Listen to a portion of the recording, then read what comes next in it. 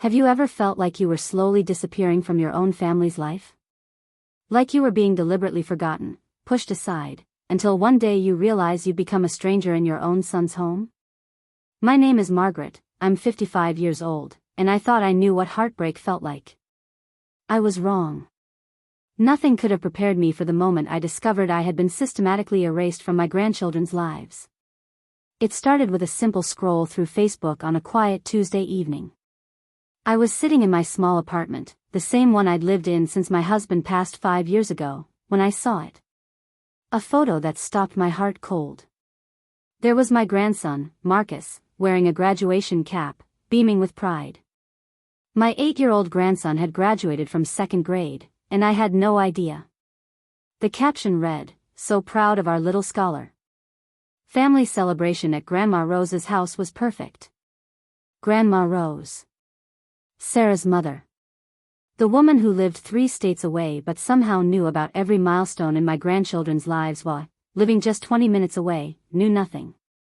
I stared at that photo until my eyes burned. Marcus looked so grown up, so different from the last time I'd seen him 6 months ago. 6 months. Had it really been that long? My hands trembled as I scrolled through more photos. There was my granddaughter, Lily, missing her 2 front teeth in a school play I never heard about. There was my son David, looking happy and relaxed in ways I rarely saw anymore when he was around me.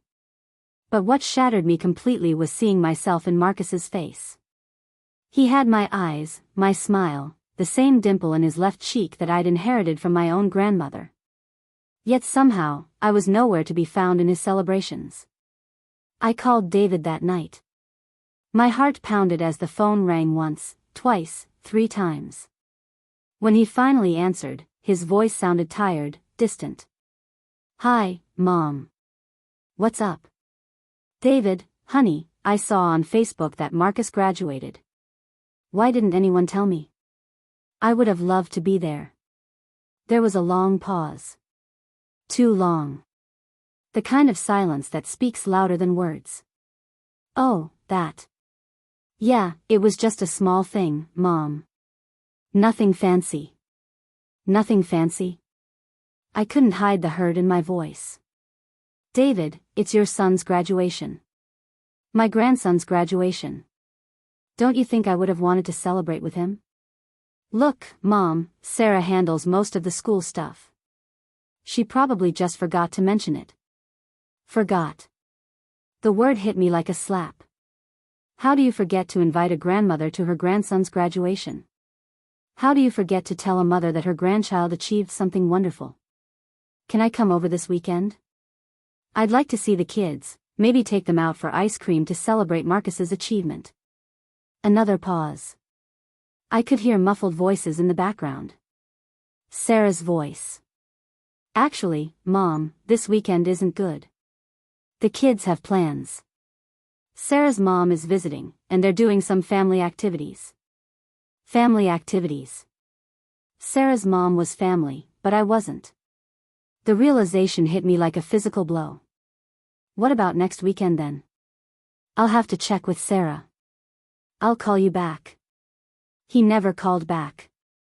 For the next few weeks, I found myself becoming a detective of my own family's life. Every day, I'd check social media, looking for clues about what my grandchildren were doing, what milestones I was missing. And there were so many. Lily's first lost tooth. Marcus joining the soccer team. Birthday parties I was never invited to. School events where every other grandparent seemed to be present except me.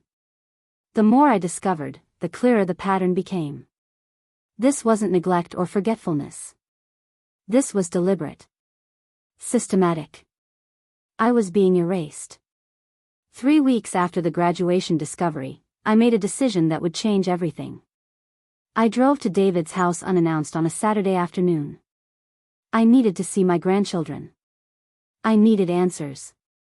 The house looked the same from the outside, but somehow it felt different. Foreign. Like a place where I no longer belonged. I rang the doorbell, my heart hammering against my ribs. Sarah answered the door. Even after 8 years of being her mother-in-law, I still couldn't read her expressions. Today, her face went through a series of micro-emotions: surprise, annoyance, and something else. Something that looked almost like panic. Margaret. We weren't expecting you. I know. I was hoping to see the kids. Maybe spend some time with them. They're not here. The answer came too quickly. Too rehearsed. But then I heard it. Lily's laugh coming from the backyard. My granddaughter's unmistakable giggle that could light up any room. Sarah, I can hear them. Please, I just want to see my grandchildren. It's been months. Her face hardened. Actually, Margaret, the kids are busy today. They have plans. What kind of plans? Family plans. There was that word again. Family. As if I wasn't part of it. I am family, Sarah. I'm their grandmother. Look, Margaret, I think it's better if you call first next time. We have schedules to keep. Schedules. As if love operated on appointments only. I stood there on her doorstep, feeling smaller than I had ever felt in my life. This woman, half my age, was controlling my access to my own grandchildren. And my son was letting it happen. Is David home? He's busy. Sarah, please. I don't understand what's happening here. What did I do wrong? Why do I feel like I'm being pushed out of this family? For a moment, just a moment, her mask slipped. I saw something raw and angry in her eyes. You really want to know, Margaret? Yes. I do. You never respected our parenting choices. You always had opinions about everything. How we discipline the kids, what we feed them, how we celebrate holidays. You made me feel like I wasn't good enough to be David's wife or the mother of his children. Her words hit me like physical blows. Sarah, I never meant to. And that's not even the worst part, she continued, her voice getting higher, more emotional. You fill the kids' heads with your stories about the old days and how things used to be better. You make them question our rules, our values. You undermine us in our own home. I felt dizzy. This couldn't be real. I tell them stories about their heritage, about their grandfather, about our family history. How is that undermining you? Because your stories don't match our vision for their future. We're trying to raise them to be successful in today's world, not to live in some nostalgic past where things were supposedly better. The contempt in her voice was unmistakable. Every bedtime story I'd told, every family tradition I'd shared, every piece of wisdom I'd tried to pass down, she saw it all as interference. Sarah, I love those children. Everything I do comes from love. Your love comes with too many conditions, too many expectations. The kids feel pressured when they're with you. They come home confused about who they're supposed to be. Confused about who they're supposed to be? I repeated, my voice barely a whisper. Yes. Marcus came home last month asking why we don't go to church like Grandma Margaret does. Lily wanted to know why we don't cook real food like you do. They question everything after spending time with you. Church. Real food. Heritage. Culture. Everything that made me who I was, everything I wanted to share with my grandchildren, was being labeled as interference. So what are you saying, Sarah? That I can't see my grandchildren because I'm too different? Because I have different values? I'm saying that maybe it's better if your visits are more limited. More structured. Limited. Structured. These were my grandchildren she was talking about, not a business meeting. I stood there in silence, processing the cruelty of what she was really saying. I was too black. Too old-fashioned. Too much of a reminder of where David came from, and not enough of what Sarah wanted him to become. I see, I said quietly. And David agrees with this? David wants what's best for his family. His family. Not our family. His family. I was clearly not included in that definition. I turned to leave, but then I heard footsteps. Marcus appeared in the hallway behind Sarah, his face lighting up when he saw me. Grandma Margaret. Mom, why didn't you tell me Grandma was here? My heart soared and broke simultaneously. He was taller than I remembered, his face more mature, but his eyes still sparkled with the same joy I remembered from when he was smaller. Hi, baby, I said, my voice thick with emotion. Can Grandma come in? Can she see my graduation certificate? It's on the refrigerator. Sarah's face went pale. Marcus, Grandma was just leaving. She has somewhere she needs to be. But I want to show her my certificate. And my soccer trophy. Dad said I'm getting really good. Another time, sweetie. Grandma is very busy. I watched as my grandson's face fell. The confusion in his eyes mirrored my own pain. He didn't understand why his grandmother couldn't come inside. Why every interaction felt rushed and awkward. Actually, I said, finding strength I didn't know I still had, I do have a few minutes. I'd love to see your certificate, Marcus. Sarah's jaw tightened. Margaret, I already explained. You explained a lot of things, Sarah. But what I heard was that you think I'm not good enough to be part of this family. What I heard was that everything I am, everything I've taught David, everything I want to share with my grandchildren, is somehow toxic or inappropriate. Marcus looked back and forth between us, his young mind trying to process the tension in the air. What I don't understand, I continued, is when loving my grandchildren became a crime. When sharing my culture and my experiences became interference. When being their grandmother became something that needed to be limited and structured. Margaret, you're being dramatic. Am I? When was the last time I was invited to a birthday party? A school event? A holiday celebration? When was the last time you called me to ask if I'd like to spend time with Marcus and Lily? She couldn't answer because we both knew the truth. It had been over a year since I'd been included in any family celebration. Over a year since I'd been treated like a grandmother instead of an inconvenience. I asked why I never received an invitation to Marcus's graduation, I said, my voice steady despite my breaking heart, and now I know why. Sarah's composure finally cracked. Because you were erased from our lives, she shouted. Because it's easier without you questioning everything we do. Because the kids are happier when they're not torn between your way and our way. Because David is less stressed when he doesn't have to choose between his mother and his wife. The words hung in the air like a curse. Marcus's eyes went wide with shock. I heard Lily's voice calling from somewhere in the house, asking what was happening. Erased.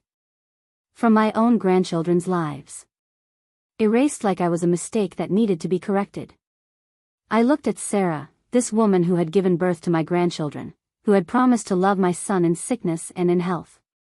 This woman who had systematically removed me from every important moment in my family's life. Thank you, I said quietly. What? She looked confused. Thank you for finally being honest. For finally telling me what you really think of me.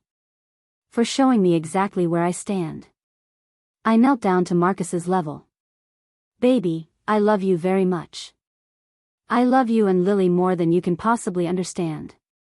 Don't ever forget that, okay? He nodded, tears starting to form in his young eyes. I stood up and looked at Sarah one more time. I'll leave now. But understand this, I am not going anywhere. These are my grandchildren, and I am their grandmother. You can try to erase me, but love doesn't disappear just because it's inconvenient. I walked back to my car with as much dignity as I could muster, but once I was inside, the tears came. Deep, wrenching sobs that seemed to come from the very core of my being. I had been erased. Deliberately, systematically, completely erased from my own family. But as I sat there crying in my car, parked outside my son's house, something else began to grow alongside the pain. Something I hadn't felt in years. Anger. Not the destructive kind, but the righteous kind that burns clean and bright. The kind that says, no more. This ends now. I may have been erased from their lives, but I wasn't dead. I wasn't gone. And I wasn't giving up on my grandchildren without a fight. The war for my family had begun, and I was going to win it. Not through confrontation or drama, but through something far more powerful: truth, love, and the unbreakable bond between a grandmother and her grandchildren. Sarah had made a mistake that day. She had shown her hand too early. Now I knew exactly what I was fighting, and more importantly, why I was fighting it. My name is Margaret, I'm 55 years old, and I had just been declared officially erased from my family's life. But erasers work both ways. What can be erased can also be rewritten. And I was about to rewrite everything. The days following Sarah's confession felt like living in a fog. I moved through my daily routine like a ghost haunting my own life. I'd wake up each morning and for just a moment, I'd forget. Then reality would crash down on me again. I had been erased. But you know what they say about hitting rock bottom: it gives you a solid place to push off from. And I was about to push back harder than anyone expected. I started by doing what I'd always been good at: planning. During my 30 years as a nurse, I'd learned that the best way to handle a crisis was to step back, assess the situation, and create a strategy. Emotion without action is just suffering. But emotion channeled into purpose? That's power. I made myself a cup of coffee and sat down with a notebook. At the top of the first page, I wrote, Operation Grandmother. It sounds silly now, but at the time, it felt like I was planning the most important campaign of my life. Because I was. First, I needed to understand exactly how deep this erasure went. I started making phone calls, not to David or Sarah, but to everyone else in my extended network. My sister June, my neighbor Mrs. Patterson, even David's old high school friends who I still kept in touch with. I presented it casually, just checking in, but really I was gathering intelligence. "Oh, Margaret," Mrs. Patterson said when I called her, "I was wondering why I hadn't seen you at any of the school events lately. I saw David and Sarah at the spring carnival, but I kept looking for you." The spring carnival. Another event I'd missed. Another celebration where I was conspicuously absent. Did the children ask about me? I asked, trying to keep my voice neutral. Actually, yes. Little Lily saw me and asked where her grandma Margaret was. Sarah just said you were busy with other things. Busy with other things. Another lie. Another way to explain away my absence without making Sarah look bad. But here's what Sarah hadn't counted on: children ask questions. And when they don't get satisfying answers, they keep asking. My sister June had more disturbing news. "Margaret, I hate to tell you this, but I ran into Sarah at the grocery store last month. She was with the kids, and when Lily saw me, she got so excited. She said, 'Aunt June, do you still talk to Grandma Margaret? Mommy says she's too busy to visit us anymore.' Too busy. I had never been too busy for my grandchildren. Not once in their entire lives. What did you tell her?" I asked. I told her that Grandma Margaret loved her very much and thought about her every day. "But Margaret," the look on that child's face, "she misses you." They both do. The picture was becoming clearer. Sarah wasn't just keeping me away from the children, she was rewriting the narrative. Making me the absent grandmother who chose other things over family. Making me the one who was too busy, too distant, too uninterested to be part of their lives. It was brilliant, in a cruel sort of way. Instead of looking like the villain who was keeping the grandmother away, Sarah was positioning herself as the victim of my neglect. The children weren't being told they couldn't see me, they were being told I didn't want to see them. That night, I called my son. Not to argue or confront, but to test my theory. "David, honey, I've been thinking about what Sarah said. About me being too involved, too opinionated. Maybe she's right." I could hear the surprise in his voice. "Oh. Okay. I mean, I didn't expect you to. What are you saying, Mom?" "I'm saying maybe I should step back. Give you all some space. Let you raise your children the way you think is best without interference from me." There was a long pause. Then, "Are you sure, Mom? I mean, the kids do ask about you sometimes." "Sometimes. Not constantly, not desperately, but sometimes. Sarah had done her job well. I'm sure, baby. I think it's for the best. I don't want to cause any more tension in your marriage. Well, if that's what you think is right. He agreed so easily. Too easily. My own son was willing to let me disappear from his children's lives without a fight. The pain of that realization almost knocked me over. But it also gave me crucial information. David wasn't the mastermind behind my erasure, he was just following Sarah's lead. He loved his wife more than he loved his mother, which I could understand. What I couldn't understand was why he thought he had to choose. After I hung up, I sat in my apartment looking at photo albums filled with pictures of David as a child. His first day of school, his graduation from college, his wedding day. In every major moment of his life, I had been there. Supporting him, celebrating with him, loving him unconditionally. But now, when his children needed a grandmother's love, I was being erased like a pencil mark on paper. That's when I made my decision.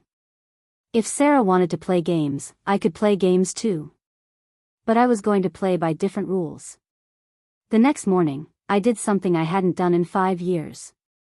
I put on my best dress, did my hair, and drove to David's neighborhood. But I didn't go to his house. Instead, I went to the elementary school where Marcus was in 3rd grade and Lily was in kindergarten. I walked into the main office like I belonged there and introduced myself to the secretary. Good morning, I'm Margaret Williams, Marcus and Lily Thompson's grandmother. I was wondering if I could volunteer for any upcoming school events.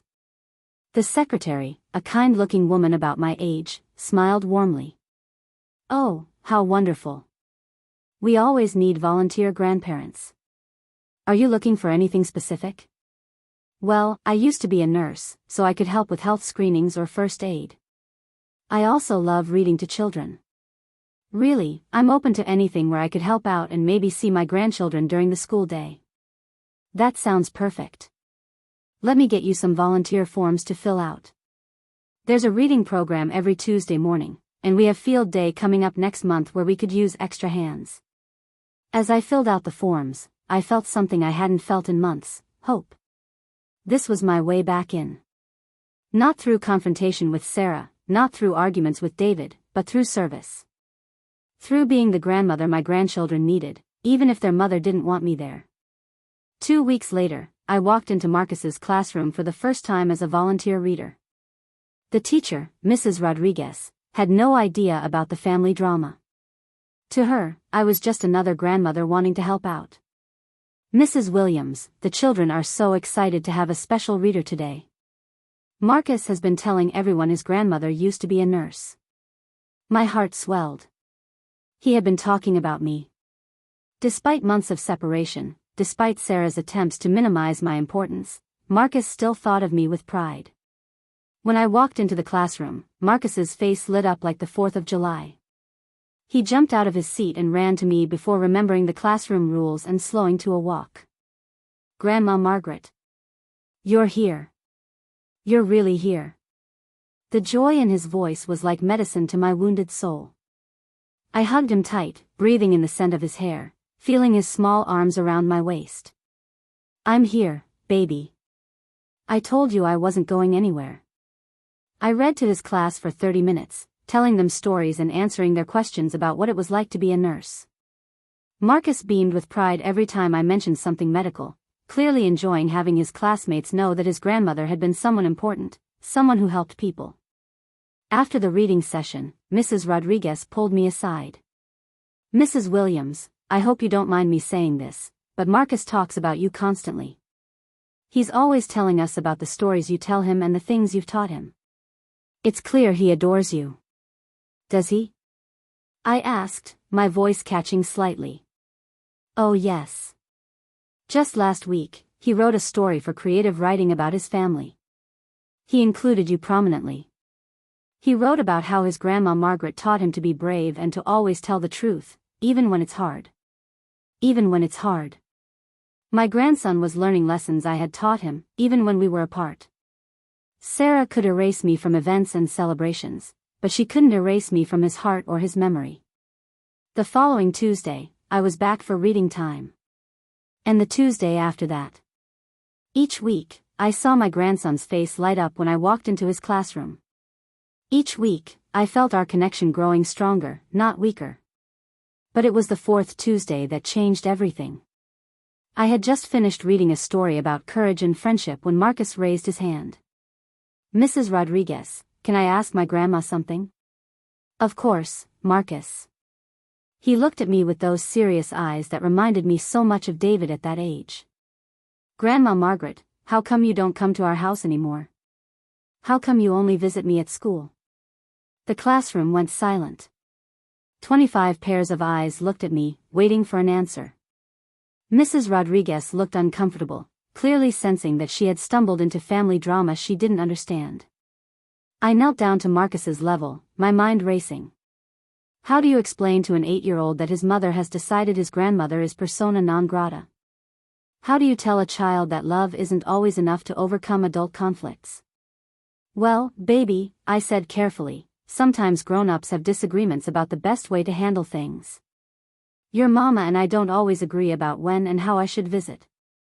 But don't you want to see me and Lily at home? Don't you want to come to my soccer games?" The innocence in his question almost broke me. "Of course I do, Marcus. There's nothing in this world I want more than to be part of your life, to see your games, to celebrate with you." "Then why don't you just come? You could come on Saturday. I have a game at 10 o'clock.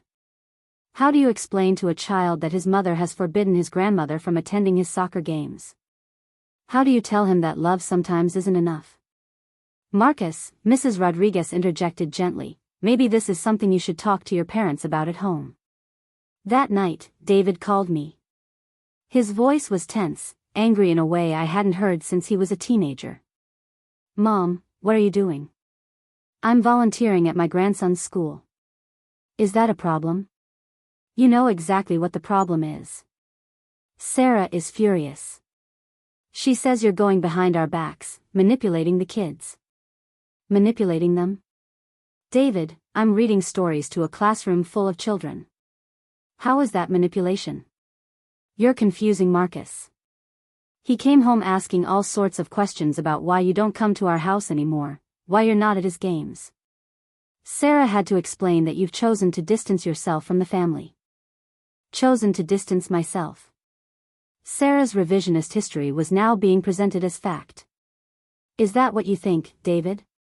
That I chose this?" "I don't know what to think anymore, Mom. All I know is that my son is upset and confused, and my wife is angry and hurt. And what about me, David? What about what I'm feeling? What about you, Mom? You're the adult here. Marcus is just a kid. He doesn't understand why his grandmother is stirring up drama. Stirring up drama. By loving my grandson. By wanting to be part of his life. David, let me ask you something. When you were Marcus's age, how would you have felt if someone told you that your grandmother had chosen not to be part of your life?" There was a long pause. I could hear him breathing, thinking. "That's different, Mom. My situation was different." "How? How was it different?" Because you and Dad were still together. Because there wasn't all this tension and conflict. The only tension and conflict is what Sarah has created. I never asked you to choose between us. I never demanded that you exile your wife from family events. I never tried to erase her from your children's lives. You don't understand the pressure I'm under, Mom. Sarah feels like you judge everything she does. She feels like you think she's not good enough for me or for the kids. Do you think she's good enough for you? Of course I do. I married her, didn't I? Then why does my opinion matter so much? If you're confident in your choice, if you're happy with your wife, why are you letting her insecurity destroy your children's relationship with their grandmother? Another long pause. When he spoke again, his voice was quieter, less certain. It's not that simple, Mom. It is that simple, David. Love is always that simple. The question is whether you love your children enough to fight for their right to know their grandmother, or whether you love your wife enough to let her fear and insecurity rob them of that relationship. I can't. I can't have this conversation right now, Mom. When can you have it, David? When your children are grown and asking why their grandmother wasn't part of their lives? When they're adults wondering why they have no memories of the woman who helped raise their father? I have to go, Mom. David, wait. The line went dead. I sat in my apartment that night, staring at the phone, wondering if I had pushed too hard. Wondering if I had just made things worse for my grandchildren by forcing their father to confront uncomfortable truths. But then I thought about Marcus's question, how come you don't come to our house anymore? And I knew I had done the right thing. Children deserve honesty, even when it's complicated. They deserve to know they are loved, even when that love is inconvenient for the adults in their lives. The next morning, I made another decision that would change everything. I drove to Sarah's workplace. She worked as a marketing coordinator for a small firm downtown. I had never visited her there before, our relationship had never been close enough for social calls. But desperate times call for desperate measures. The receptionist directed me to Sarah's small office. She looked up from her computer with genuine surprise when she saw me standing in her doorway. Margaret? What are you doing here? I came to talk to you. Woman to woman. Mother to mother. She glanced around nervously, clearly uncomfortable with having this conversation at her workplace. This isn't really a good time. When would be a good time, Sarah? Because it's been 8 months since we had an actual conversation, and clearly waiting for the right moment isn't working. She sighed and gestured to the chair across from her desk. Fine. But I only have a few minutes. I sat down and looked at her, really looked at her, for the first time in years. Sarah was 32 years old, blonde and petite, with the kind of nervous energy that suggested she was always trying to stay one step ahead of something. Today, she looked tired, stressed, older than her years. Sarah, I want to understand what I did wrong. I want to understand why you see me as such a threat to your family. You're not a threat, Margaret. You're just, a lot. You're a lot to deal with. What does that mean? She rubbed her temples like she was getting a headache. It means that every time you're around, I feel like I'm being judged. Like nothing I do is right. Like you think David made a mistake marrying me. Do you think David made a mistake marrying you? What kind of question is that? An honest one. Because if you're secure in your marriage, if you're confident in your role as David's wife and the mother of his children, then why does the opinion of his mother matter so much? She stared at me for a long moment. You really don't get it, do you? No, I don't. Help me understand. You're David's first everything, Margaret. His first love, his first priority, his first loyalty. When we got married, I thought I was becoming his family. But you've never let that happen. You've never stepped back and let me be his primary relationship. I felt like she had slapped me. Sarah, David is my son. That doesn't change when he gets married. But it doesn't mean I don't respect his marriage or his choices. Doesn't it? How many times have you disagreed with our parenting decisions? How many times have you made comments about our lifestyle, our priorities, our choices? I thought about it honestly. I've disagreed with some things, yes. But disagreement isn't disrespect. Having an opinion isn't the same as undermining you. Isn't it? When you tell the kids stories about how things were better in the old days, what do you think that teaches them? When you take them to church when we've decided we want them to make their own religious choices when they're older, what message does that send?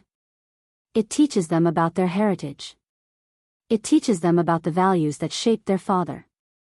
It teaches them that there are different ways to see the world. No, Margaret. It teaches them that their parents' choices are wrong. It teaches them that the way we're raising them isn't good enough. I sat back in my chair, finally beginning to understand. Sarah, do you think I'm trying to turn the children against you? I think you're trying to make them into little versions of David from 30 years ago.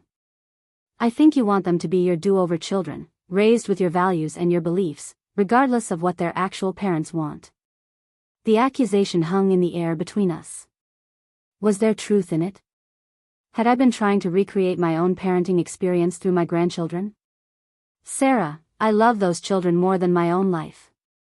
Everything I've ever done has been because I want what's best for them. But who gets to decide what's best for them, Margaret? You or their parents? It was a fair question. One I wasn't sure I was ready to answer. What are you asking me to do, Sarah? What would make this better? She looked at me for a long moment, and I saw something in her eyes I hadn't seen before. Not anger or resentment, but pain. Deep, genuine pain. I'm asking you to let me be their mother without commentary. I'm asking you to trust that David and I love our children enough to make good decisions for them. I'm asking you to be their grandmother without trying to be their parent. And in return? In return, you can be part of their lives. You can see them, spend time with them, love them. But on our terms, with our rules, in ways that support our family instead of challenging it. It felt like a negotiation. Love in exchange for submission. Access in exchange for silence. What if I disagree with something you're doing? What if I see my grandchildren making choices or facing situations where I think I could help? Then you talk to David and me. Privately. You don't undermine us in front of the children, and you don't fill their heads with alternatives to our parenting. I sat there looking at this woman who had given birth to my grandchildren, trying to decide if I could live with her terms. Could I watch my grandson struggle with something and not offer the wisdom I had gained from raising his father? Could I see my granddaughter facing a challenge and not share the lessons I had learned from decades of living? Sarah, can I ask you something? What? Do you think I'm a good person? She seemed surprised by the question. What do you mean? I mean, do you think I'm a good person who loves her family and wants what's best for them? Or do you think I'm a manipulative woman trying to control everyone around me? She was quiet for a long time. Finally, she said, I think you're a good person who loves her family. But I also think you have a hard time accepting that other people might have different ideas about what's best. It was the most honest thing she had ever said to me. You're right, I said. I do have a hard time with that. When you've lived 55 years, when you've made mistakes and learned from them, when you've watched your children succeed and fail and succeed again, it's hard to stay quiet when you see patterns repeating. But they're not your children to save anymore, Margaret. They're mine. And there it was. The truth we had both been dancing around for years. Sarah didn't just want me to step back, she wanted me to step aside. She wanted to be the only mother figure in my grandchildren's lives. What about David? I asked. What does he want? David wants peace in his family. He wants his wife and his mother to get along. He wants his children to be happy and his marriage to be strong.